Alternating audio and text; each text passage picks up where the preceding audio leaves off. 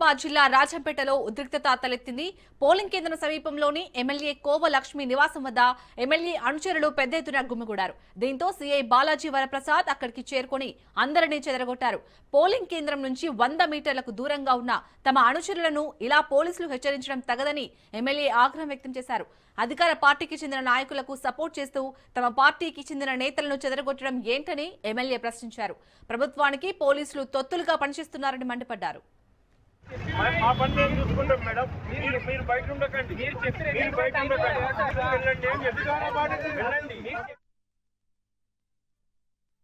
ఇక్కడ ఏమైతుందంటే కొమరంభీం జిల్లాలో ఏదైతే మనకి ఇప్పుడు థర్డ్ విడతలో మన ఆసిఫాబాద్ నియోజకవర్గంలో ఇవాళ 3 మండలాలు ఆసిఫాబాద్ తర్వాత రెబ్బెనా తిరి అని 3 మండలాలు ఎలక్షన్ నడుస్తున్నాయి.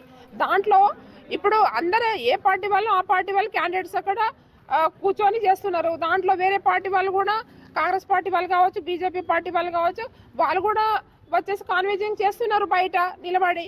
దాంట్లో మేము కూడా ఉన్నాం. ఇప్పుడు సిఐ గారు అటేటో పోయి వచ్చేసి ఇప్పుడు నా ఇంటి ముంగట వచ్చేసి మా యూత్ పిల్లల మీద లాఠీ చార్జ్ చేయడం ఎంతవరకు కరెక్ట్? అంటే ఏమన్నట్టు అది నాకు అర్థం అవట్లేదు. గవర్నమెంట్ తొత్తులుగా పనిచేస్తున్నారా? ఇవాళ ఇక్కడ పెక్సీలు అండి, ఇప్పుడు ఈ పెక్సీలు మా ఇంటి ముంగట మేము పెట్టుకున్నాము. అక్కడైతే ఏది స్వామి అయ్యప్పది పెట్టుకున్నాం మేము. ఇక్కడేమో ఒకటి కేటీఆర్ గారిది ఒక ఫ్లెక్సీ పెట్టుంటే దాన్ని మరి ఇవాళ ఇప్పుడు దాదాపు ఇక్కడ కోడ్బడి 15 రోజులు అవుతుందండి. మరి ఇది తీసేయాలనేది చెప్పలే కదా. ఆ రోజు చెప్పలేదు, ఎంఆర్ఓ గారు చెప్పలేదు, ఇక్కడ ఇన్ఛార్జ్ వాళ్ళు చెప్పలేదు. ఇవాళ వచ్చేసి పబ్లిక్ ముంగట మా ఇంటి ముంగట నా ఇంటి ముంగట ఫ్లెక్సీలు తీస్తున్నారు. ఎంతవరకు కరెక్ట్ అని అంటే పబ్లిక్ ముందు